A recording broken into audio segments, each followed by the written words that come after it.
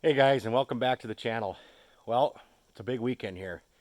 As usual, I've set my goal of things to get done right up here. Typical fashion for me. Power. It's the weekend of running more power.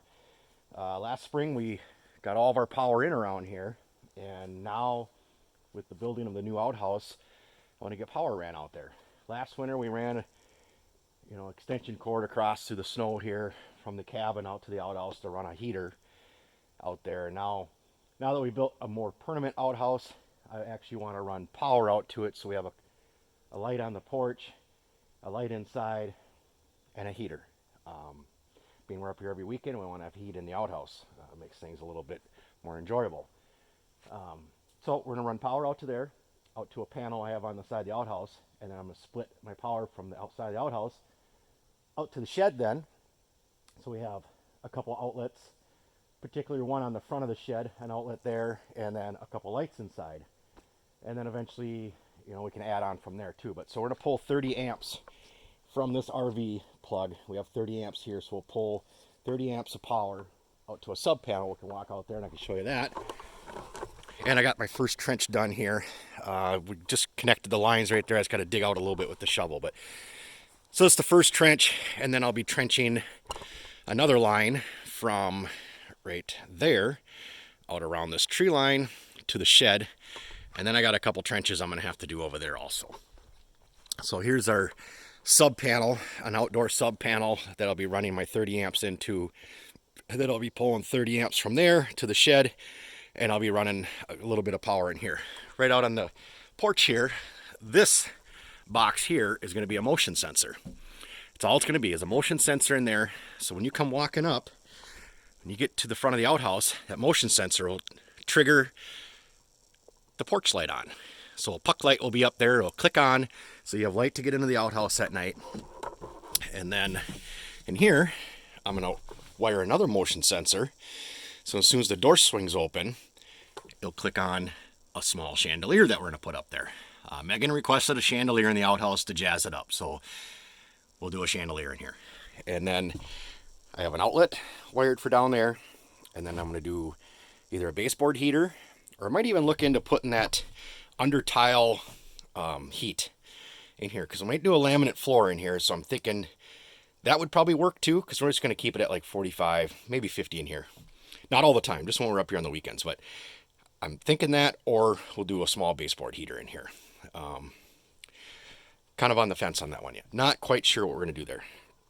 But yeah, so I'll get this trenched in around down to the shed, and down through here around the tree line, and then I'll come into the shed right in between here. I'll put a access right here into the shed, and then I will put a sub box up there in the shed here. And then we can wire out of there, head different directions with our power.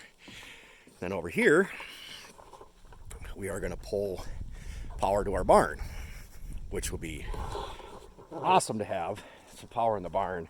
So we can have some battery maintainers. I just seen a mouse on the ground right there.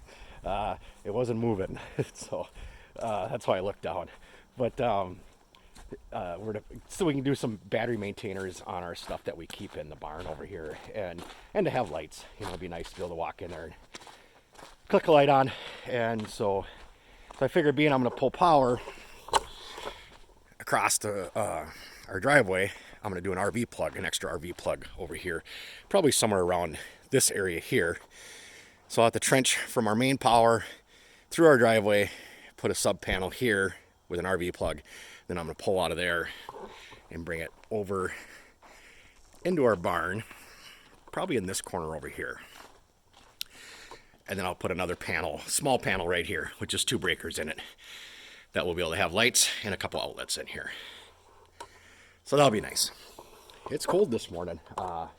34 degrees this morning. We're in the middle of September still. I think winter's going to come sooner than later this year. I don't know, but if they say acorns are an indication, our oak trees here are dropping like crabapple size acorns, and they've been dropping for a couple weeks already, and they're huge. So last weekend when we were up here, we brought our friend Jay's cat up here again to do some more dirt work around here.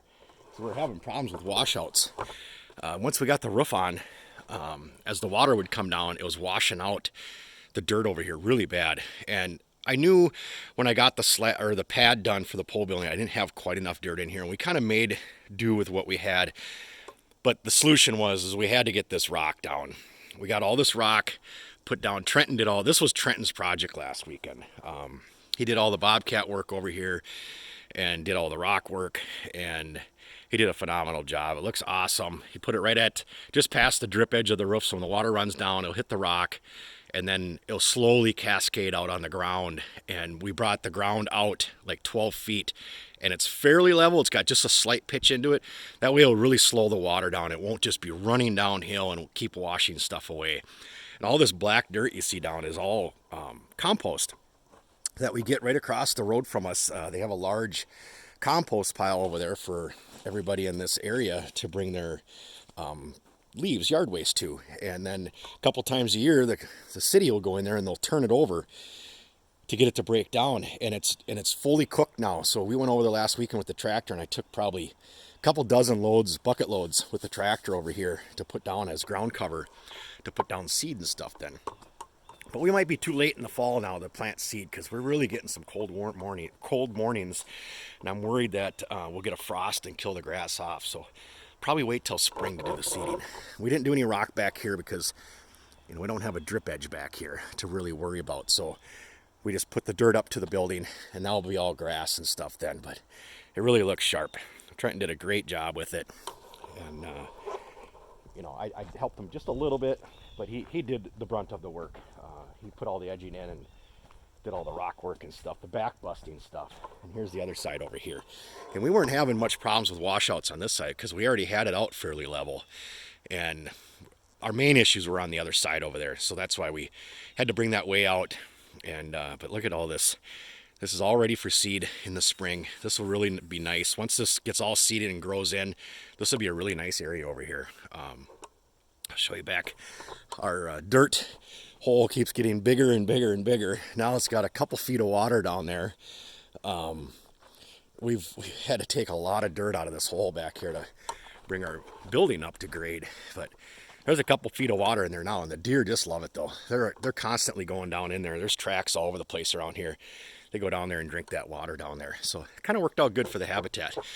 But you could see how much dirt. I didn't realize that the ground sloped off as bad as it did back here, but I'm easily standing 4 feet lower than what it is up there. And you can kind of see along the edge here.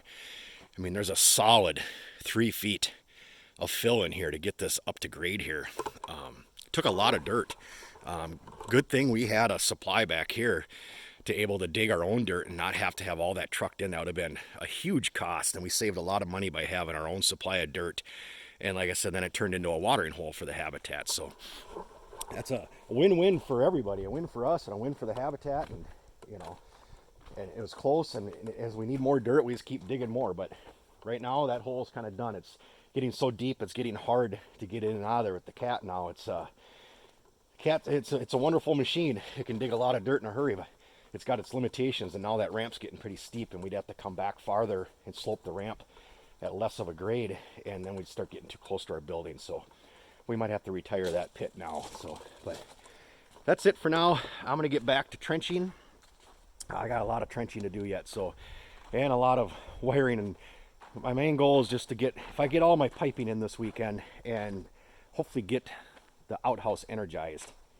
That's kind of my main goal, is to make that happen. And then all the other wiring can be done whenever, as long as I get this pipe in. Our good friend Denny borrowed us that trencher for the weekend, so I only have it for the weekend, so I got to at least get all the conduit in the ground this weekend. So, and then I can go from there. So thanks for watching, guys. Hope you enjoyed this. That's my update for now, and please subscribe if you haven't already. Give me a thumbs up. Thanks, guys.